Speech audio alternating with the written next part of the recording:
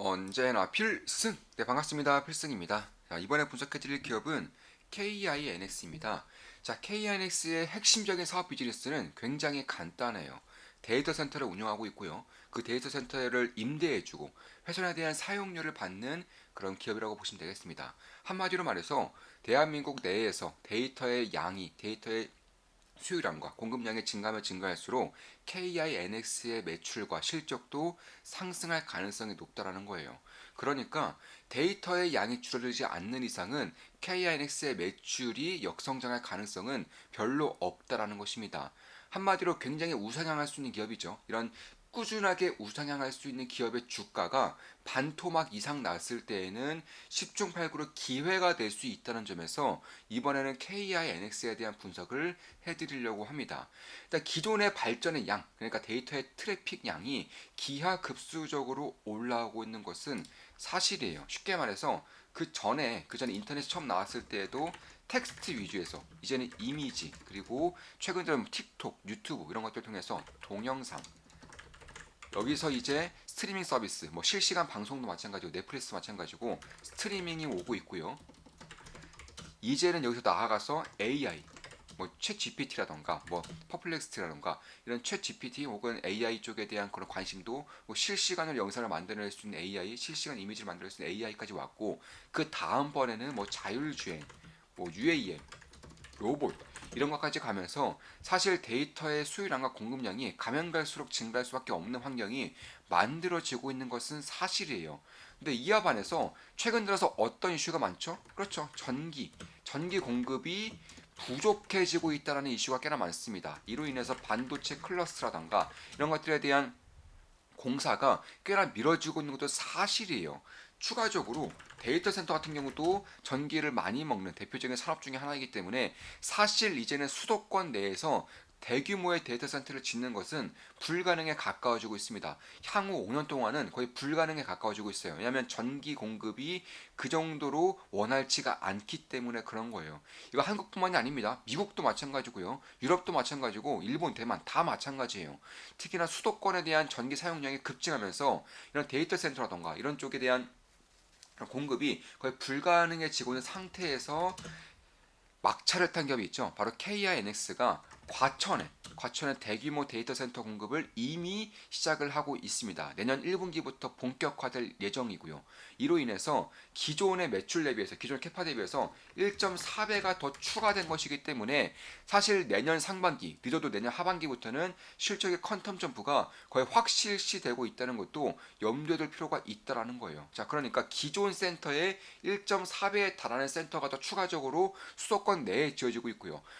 데이터 센터 같은 경우는 일단 정통적으로 수도권 내에서 수요가 가장 크기 때문에, 왜냐 수도권 내에서 데이터에 대한 사용량이 상당히 많아지는 것이고, 특히 뭐 자율주행이라든가 UAM, 로봇 이런 것들은 0.01초의 지연만 일어나도 대형 사고로 발생할 수 있기 때문에 수도권 내에서의 데이터 센터에 대한 수요가 급증하고 있다. 이로 인해서 이 KNX가 마지막 차를 탄 것도 상당히 의미가 있다라고 보고 있습니다. 자, 따라서 데이터 센터에 대한, 그러니까 서버로 하겠습니다. 서버 공간 임대, 그리고 회선 사용료를 받고 있고요.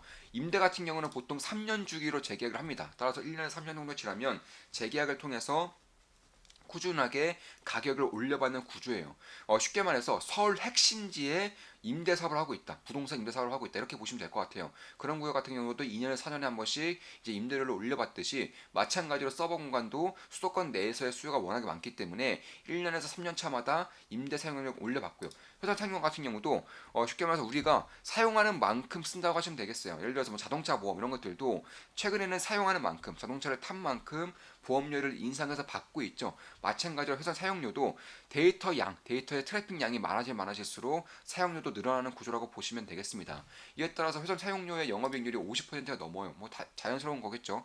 이런 가운데에서 트래픽의 양이 증가하면 증가할수록, 예를 들어서 뭐 텍스트, 이미지, 영상, AI, 그리고 나가서 뭐 스트리밍, 자율주행 혹은 UAM, 로봇까지 나아가면서 트래픽의 양이 가면 갈수록 기하급수로 올라갈 수밖에 없는 것이고, 이런 가운데에서 이 회선 사용료에 대한 그런 인상도 꾸준하게 발생한다는 점에서 KNX 같은 경우도 최근에 상장을 하고 나서 단 한 번의 역성장 없이 꾸준하게 올라오고 있는 것도 이런 부분들이 상당히 크다 이렇게 말씀드릴 수가 있겠습니다. 특히 이제 올해 같은 경우는 과천센터가 이제 여는 구간 이제 사업을 개시하는 구간이기 때문에 비용이 상당히 많이 들 수밖에 없어요. 따라서 매출액은 증가지만 비용 증가로 인해서 역성장이 이렇게 발전하고 있고 이런 역성장 성기는 지금 올해 같은 기준이 상당히 좀 기회가 될 수 있다고 저는 보고 있었던 것이고 최근에 이제 고점 대비해서 2배 이상 빠졌기 때문에 이제부터는 충분히 관심을 가지면 하다라고 보고 있습니다. 내년부터는 전 역대급 신고가를 신 이제 실적 기준으로 최대 실적을 낼 것이라고 예상을 하고 있어요. 따라서 컨센서스가 매우 낮게 잡혀 있다는 것도 결국 과천센터가 열리고 나서 풀개파가 돌아가지 않을 거라는 예상이 되고 있는 거예요. 이에 반해서 감가상각비가 기하급수적으로 올라올 것이기 때문에 이에 따른 실적에 대한 감소, 그러니까 영업이익률에 대한 감소를 보고 있는 것인데 제가 봤을 때에는 최근에 그런 데이터 센터 혹은 데이터의 트래픽 양이 증가하는 것을 봤을 때 풀개파가 아니긴 확률이 오히려 더 낮다. 최소 한 70% 이상에서 80%까지는 충분히 저는 찰 수 있을 거라고 보고 있기 때문에 역대 최대 실적을 낼 것을 자연스럽게 여기고 있습니다. 따라서 지금 정도의 컨센서스가 매우 낮게 형성되어 있다는 점, 올해 같은 경우는 과천센터 1.4배에 달하는 그런 캐파 증설이 있기 때문에 자연스레 영업 비용이 굉장히 커질 수밖에 없다는 점에서 실적에 대한 쇼크가 발생할 수밖에 없다는 점, 이에 따라서 주가가 전고점 대비해서 반토막 난 상태이기 때문에 지금 같은 기회에서는 매우 장기간 동안 성장할 수 있는 기업을 염가에 살 수 있는 그런 기회 중에 하나가 만들어지고 있는 것이 아닌가 이렇게 보고 있습니다. 따라서 이 데이터 센터를 운영하고 있고 데이터 센터를 임대해주고 있기 때문에 그 서버 임대요, 그 플러스 이제 트래픽에 대한 사용료를 받고 있는 매우 안정적인 비즈니스를 가지고 있는 그런 기업이라는 것이고, 특히 이제 KIS 같은 경우는 뭐 소규모든 대규모든 이제 융합을 해서 다 고객을 받고 있기 때문에 사실 뭐 기존의 뭐 카카오 아니면 뭐 네이버 이런 이제 뭐 삼성 SDI, SDS 이런 이제 기업들의 매출 비중이 굉장히 크지 않다는 것도 상당히 안정적인 성장을 담보하는 그런 이슈 중에 하나다. 그러니까 다른 이제 기업들 같은 경우는 대규모 사업주를 하나만 받고 그냥 풀케바 끝 이런 식의 상황이 만들어진 것인데, 이럴 경우에는 안 좋은 점 중에 하나가 첫 번째로는 매출 비중이 너무 커지기 때문에 이런 그런 뭐랄까요, 의지를 하게 된다. 그러니까 매출에서만 이 고객이 빠지면은 회사가 이제 한꺼번에 이제 송두리째 날아갈 수 있는 그런 리스크에 빠질 수 있다는 것인데, 그런 리스크가 별로 없다는 점. 두 번째로 대규모로 고객을 받게 되면 자연스럽게 가격이 싸질 수밖에 없어요. 그러니까 영업이익률이 낮아질 수밖에 없다는 것입니다. 이런 것들이 이제 소규모 고객들도 받음으로써 융합을 시킴으로써 이제 매출에 대한 의존도에 대한 그런 리스크가 작아지는 것이고요. 두 번째로 높은 영업이익률, 그러니까 고객사를 다양화하면서 높은 영업이익률을 받을 수 있기 때문에 그런 부분들도 저는 꾸준하게 좀 볼 필요가 있겠다. 개인적으로는 그렇게 보고 있는 것입니다. 추가적으로 이제 클라우드업이라고 해서 이제 뭐 서브 임대 혹은 회전용 사용량 이런 것들은 B2C 쪽과 연관이 되어 있다면은 클라우드를 이제 유통해주는, 클라우드를 이제 서로 연결시켜주는 그런 것들도 하고 있는데, 쉽게 말해서 공용 회선이 아니라, 그러니까 일반적인 일반인들이 사용하는 그런 공용 회선, 뭐 KT, SKT 이런 것처럼 공용 회선이 아니라 전용 회선, 그러니까 기업들 간의 전용 회선을 만들어주는 것도 KNX가 하고 있다는 것입니다. 여기에 따른 그런 매출 비중도 거의 이제 10% 가까이까지 빠르게 올라올 상황이기 때문에 그런 것들을 봤을 때에도 저는 꽤나 좀 그런 주목할 만한 그런 차세대 사업 비즈니스가 될 수 있다라고 보고 있는 것입니다. 한마디로 말해서 뭐 쉽게 설명을 드릴게요. 뭐 AI든 뭐 자율주행이든 뭐 로봇이든 UAM이든 단 1초 혹은 0.01초의 그런 회선 혹은 사고 회로에 대한 그런 오류가 난다고 한다면 대규모 대형 사고에 이제 처할 수 있는 부분 같은 경우에는 공용회선을 쓸 수가 없어요. 공용회선 같은 경우는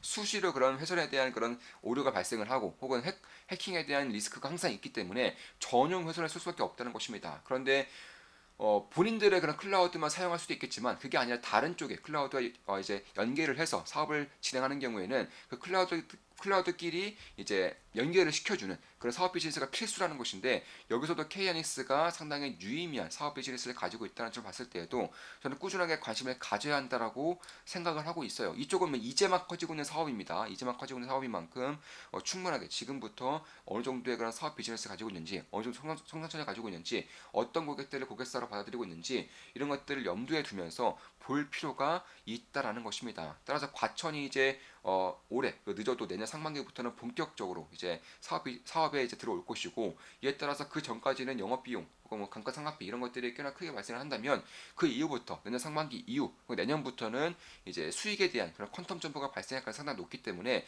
지금 정도 수준에서 어닝 쇼크가 나고 있고 기대감이 최하 수준으로 떨어져 있고 고점 대비해서 주가도 반토막 이상 난 지금 정도 수준에서는 꽤나 관심을 가질만 하지 않을까 개인적으로는 그렇게 보고 있는 것입니다. 따라서 그런 것들을 봤을 때 저는 지금부터 꾸준하게 관심을 가진다면은 그런 성공적인 장기 투자를 할 수도 있지 않을까 이렇게 보고 있는 것이고 물론 제 모든 영상은 매수 매도 추천 리딩 아닌 거 다들 알고 계시죠? 참고하시면 되겠습니다.